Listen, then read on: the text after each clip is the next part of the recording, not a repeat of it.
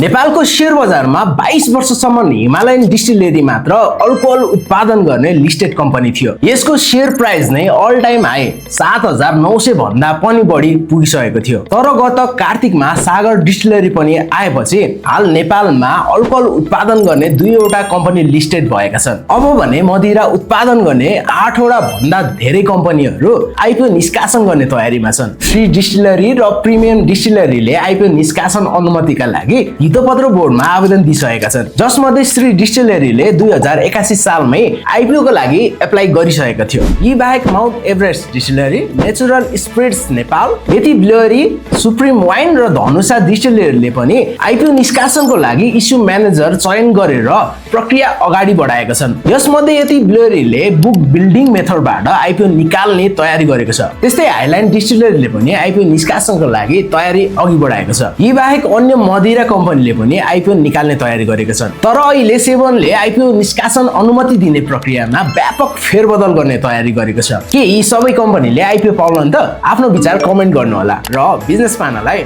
Follow गर्नुहोला।